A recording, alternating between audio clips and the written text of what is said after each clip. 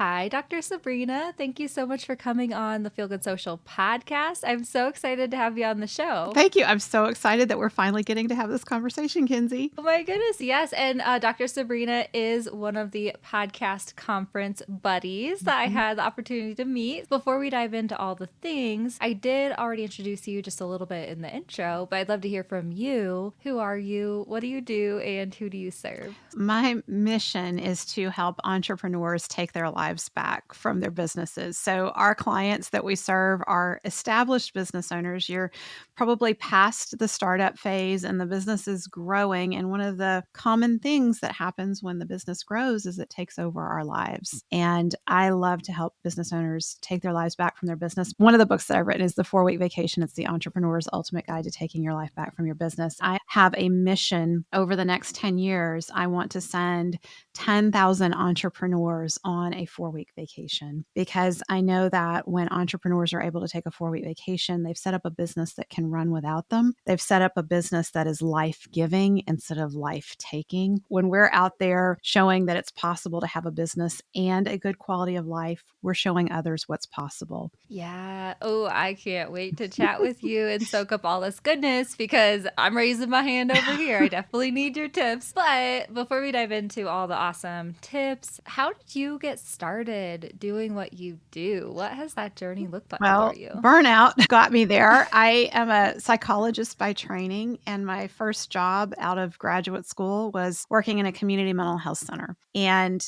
there was not enough of me and my fellow team members to go around to meet the needs. I found myself working 40, 50 hours a week, and I was having to take on call on a weekly, we took it for a week at a time. And so there were times where I could be called out several times during the night and then still have to go in the next day and work and sit in front of clients and be emotionally present with them. And I just found myself coming home from work daily and just plopping on the couch and muttering to myself, nothing left to give. And I really started, because this was my first job outside of graduate school, I started finding myself asking the question of, is this what the rest of my life is going to be like? And I really started looking around for how could I repurpose my skills as a psychologist. And I learned about coaching. And I thought, this is so cool because I can help people who want to do great things in their lives. And I can use my skills as a psychologist to do that and coach them.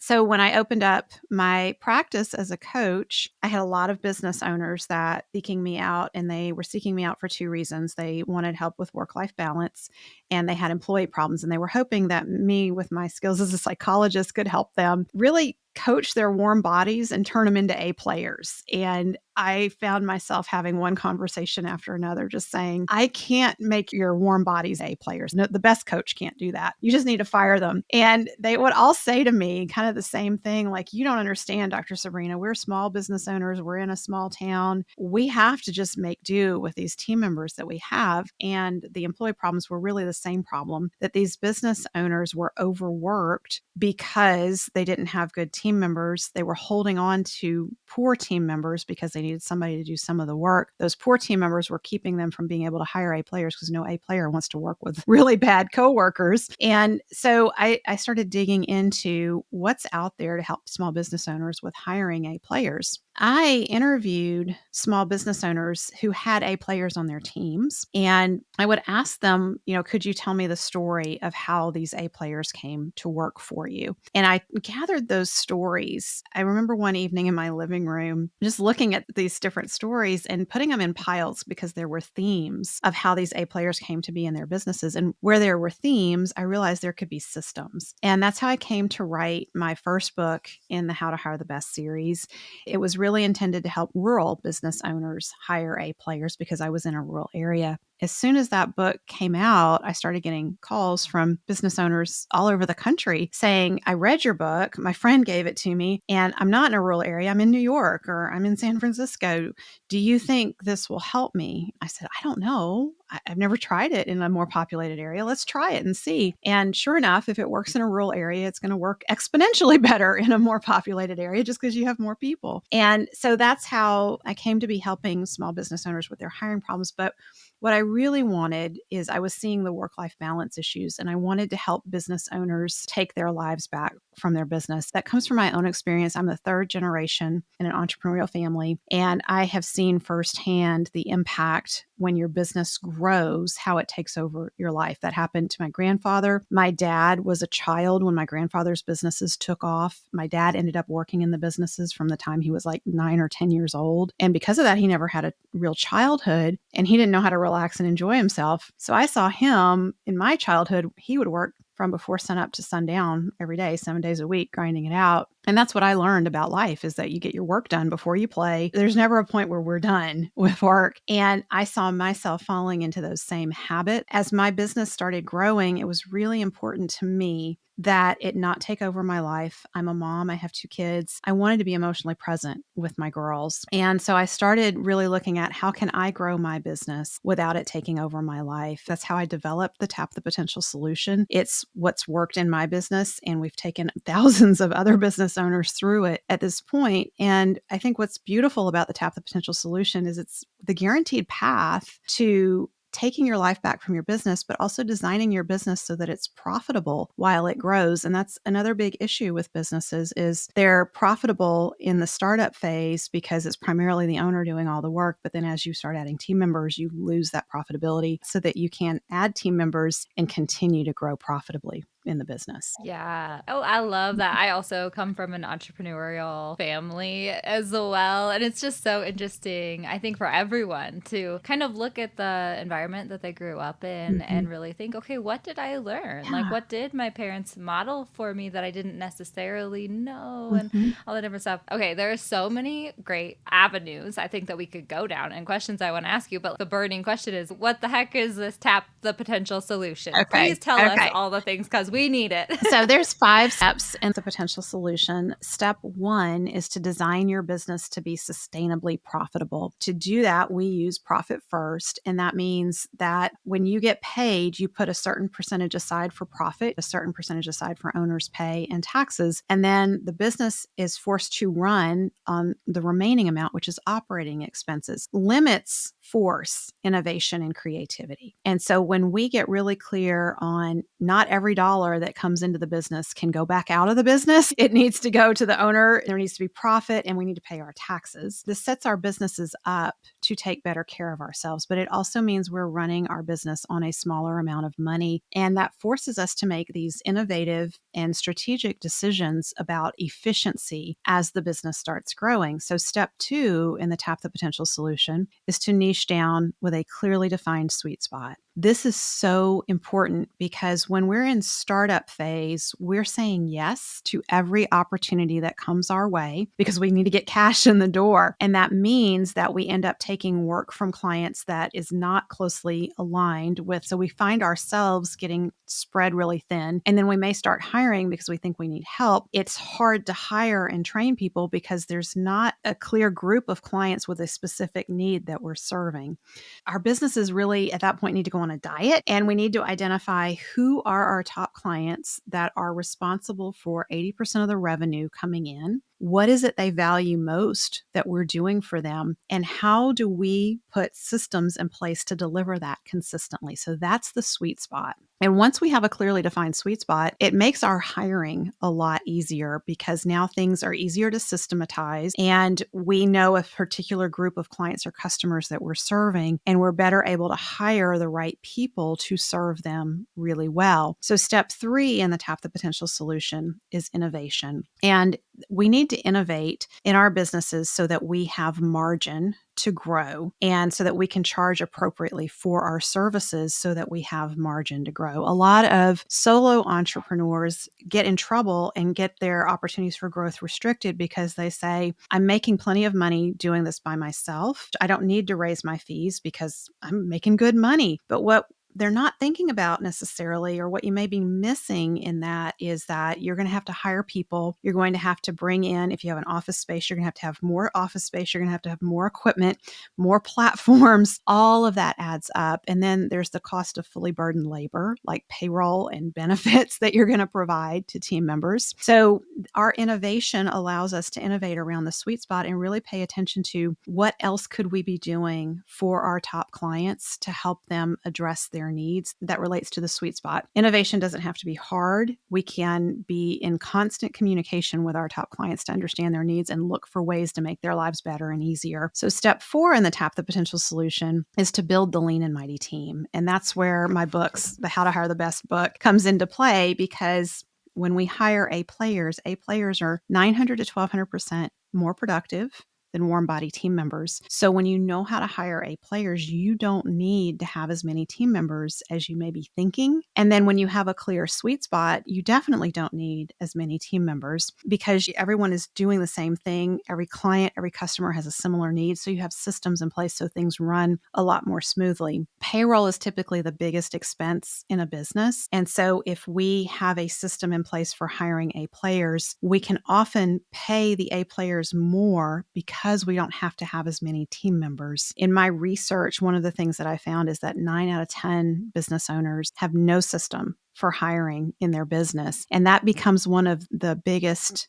areas of cash leaking out of the business. Profit really leaks out of the business when you don't have a system for hiring and you have this high rate of turnover and you're not managing your team and things aren't running efficiently. So you get those A players, you build your lean and mighty team, they start helping you to innovate. And this is the opportunity where you really have to start stepping out of the day-to-day of the business. And so the next step, step 5 in the Tap the Potential solution, is your job at that point really becomes networking to attract more A players to the team and allowing the A players to come in entry-level roles, move into leadership, and they start running the business and growing the business without you being involved in the day-to-day, which leads to the ability to take time off, fully unplugged from the business. And we help business owners really work to getting to the point of being able to be away fully unplugged for 4 weeks. At that point, you have a business that can grow on its own, that's profitable, that's streamlined, it's not dependent on an owner.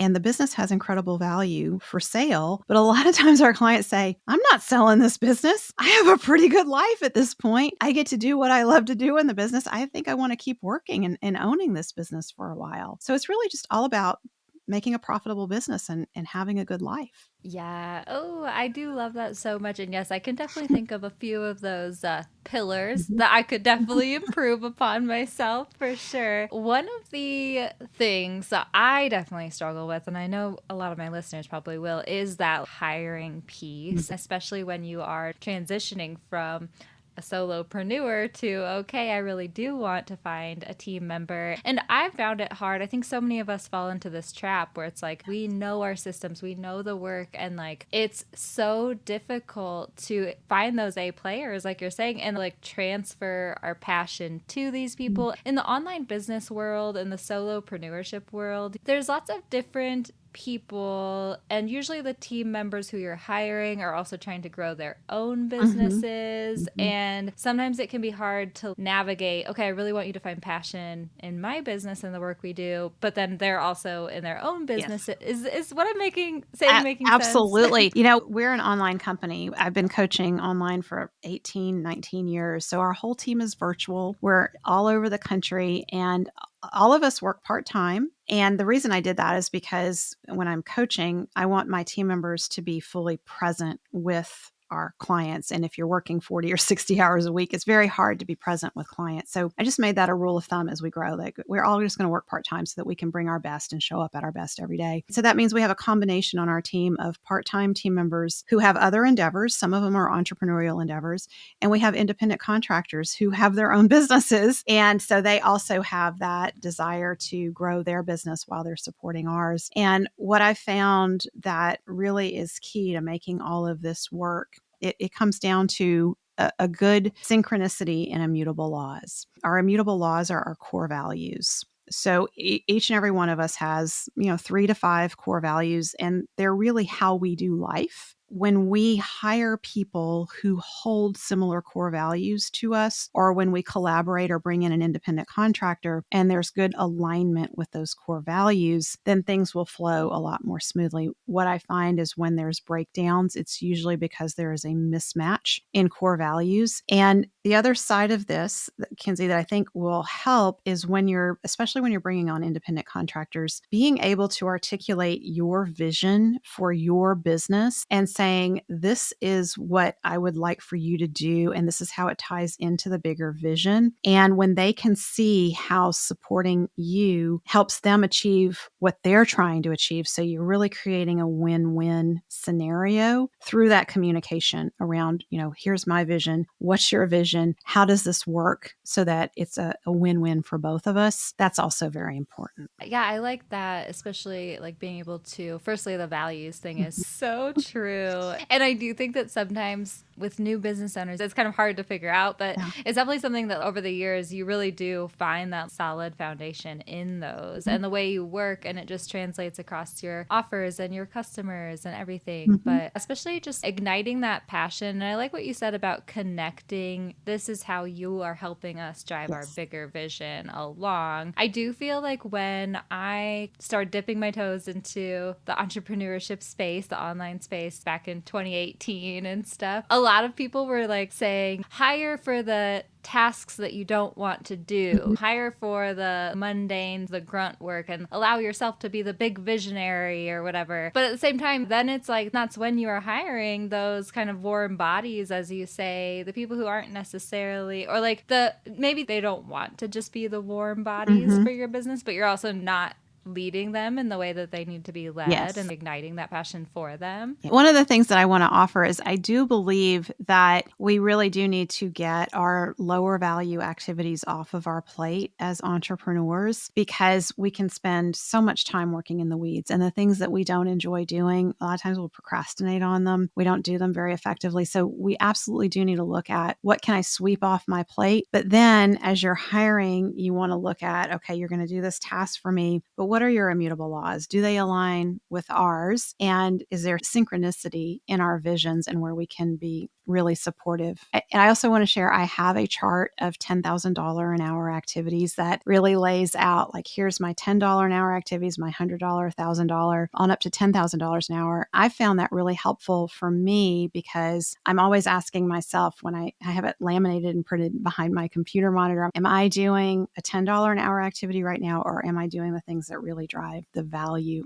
of the business? I want to offer that to your listeners. They can download it at tapthepotential.com/10K. Okay, amazing. I can't wait to go download that myself, honestly. But yeah, for sure. That makes so much sense. And I so appreciate you offering that to us because I'm definitely at that point too, where another thing that is popping up for me, I'm not sure if we really got a chance to talk about this when we met at the conference, but I have a sister brand that I'm currently growing to Feel Good Social called Authentic AI. Oh, And it's kind of taking our Feel Good Social, down to earth, practical advice, non judgmental space, authenticity. It's taking that approach to AI tools. And we're really trying to figure out how can we use AI tools authentically in an aligned yes. way, make them work for us, not the other way around, Yes. not sound like a robot, all that different stuff. And with Authentic AI Mhm. right now, I'm feeling that because with AI tools, all of a sudden your Yes. potential and the possibilities are exponential. Yes. And so I'm ready to hire, I think, for Authentic AI. And we do have that vision. And it's just finding the right people who Mhm. really align with us and also igniting that passion and being able to grow together. So that kind of transitions me into I did want to ask you about AI tools because I really do think that with your work Mhm. that you're doing, they do have so much potential to help people in so many different ways. How have you been using it, I guess, Okay. or what are your thoughts about Okay, it? so I don't wanna use AI to replace my thought leadership. Like, that's just not authentic, it's not okay. I think we do a huge disservice to our society when our thought leaders stop thinking and just create content from AI. So I have a couple of tools that I find incredibly helpful. One is perplexity.ai. I use that for research. I can ask almost any question of it, and what I love about it is that it gives me a direct answer to my question, and it cites the original sources. So I can go back and decide for myself, is this a credible source that I want to use and pull into whatever content that I'm creating? The other tool that I love is Cast Magic. For podcasting, It creates a transcript of the podcast. It pulls out clips that would be really impactful. So our team is using it to really shorten their thinking time as they're creating social content for us. And it's authentic because it's coming from when I'm on a podcast, it's my words, it's my thought leadership, and the AI tool is just creating things in a synopsis form that my team can then use and repurpose. So it's making us a lot more efficient. Yeah, I have not played around with Perplexity yet, but I definitely need to go check that out. And yes, Cast Magic I have used for sure. I don't use Cast Magic just as much because I already have other tools that I'm Mhm. using. And Descript does a similar thing too, Mhm. but also Opus Yes. Clip, Yes. if you haven't heard of that yet. Yeah. Oh, we love Opus Clips. We started using it ourselves on our team, and then we talked to our podcast producer, and she's using it now, and she creates our podcast. So Opus Clips are the best. Yes. Okay, one last question, real quick, since we're on this AI train, and I love it. And you are totally like a team's like goals person in Mhm. the business world for me. I'm really curious lately about how leaders are approaching the use of AI with team members, right? Because I think that we both understand, there is like specific ways like Mhm. people can use AI tools and it be really crappy. And I feel Yes. like it's going to become more the new norm. We need to establish systems and train our team members how to use these AI tools in the way that align with us and our businesses and all that different stuff, right? So, like, how are you going about doing Well, that? so we're dipping our toes in the water carefully around the AI tools. So we use, like, they always have 7-day free trials. So we'll try them out to see what kind of content gets created. We have a system in place even before AI of quality control and reviewing the content that goes out. So we're still using that same system. And I like to have multiple eyes on the newsletter because I know for myself, when I used to write the newsletter, it's so easy when you're writing something and you're so immersed in it, you will miss huge chunks of information that, like, this thing doesn't flow together or this doesn't make sense. So we're just adapting that same process that we have for checking our content and using it now with those AI tools that we're bringing on. And I think it's also important to be transparent with our teams and to acknowledge this is all experimental. We are all learning, and we could come across something that looks like it's great, but then possibly it turns out not to be so great. And then we need to be able to pivot and reevaluate the decision. And we need all eyes on the team watching out for us using AI in a way that is not in alignment with our immutable laws and not in integrity, and just having freedom to speak up about it if we see something. Yes, yes. Okay, I love that. Yeah, the quality control thing Mhm. is so, so important. With me, I've just been all up AI's but if we're honest, lately in the past year. And like I recognize like so many AI tropes all the time. Yeah. I always get emails coming into my email box. I'm like, yep, written by AI. And it's Yes. like just stuff that we need to communicate and help our team members with, right? Mhm. And it's the same thing. It's like establishing a specific quality of control. I gave a live training about AI tools in my town where I live. And one of the guys who came was an editor of a local magazine situation. He's like asking me kind of this same question about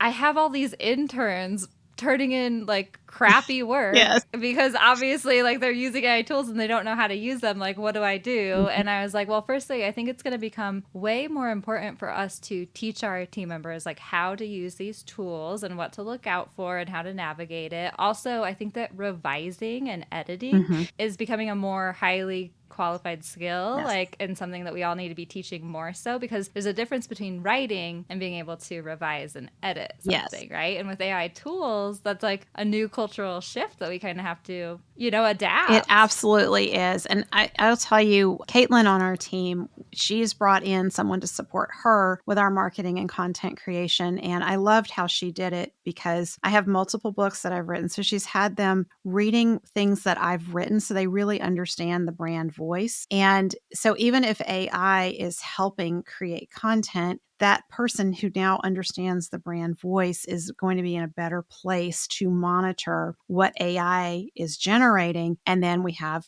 Caitlin as another set of eyes on it before it goes out. So it keeps that quality control in place. And I think that's the most important thing is we just have to educate our team members that we don't want to sound like AI tools. We want to sound like us. Yes, I have a course. Actually, two of my online courses for Authentic AI kind of deal with the whole train your ChatGPT assistant to sound like you, train ChatGPT on your brand voice and stuff. And it is so funny because like the training techniques are so similar. You can use them for ChatGPT or humans. Yes, absolutely. Thank you so much for coming on the show and sharing your knowledge with us. Can you please once again share your $10,000 hour tasks and then also just share your websites and how we Yes, can find you and absolutely. all that? So the chart of $10,000 an hour activities, you can download that at tapthepotential.com/10K. If you want your own customized list of $10,000 an hour activities, you can take our Better Business, Better Life assessment. This is the only assessment that looks at your level of burnout in relation to the health of the systems that you have in place in your business. And when you take our assessment, I will send you in the mail a free signed paperback copy of my book, The 4-Week Vacation. So you can take the assessment at tapthepotential.com/assessment. I have the Profit by Design podcast where I share every week on ways to set your business up to support your life and be profitable at the same time. And our website is tapthepotential.com. Thank you so much. Thank you, Kinsey.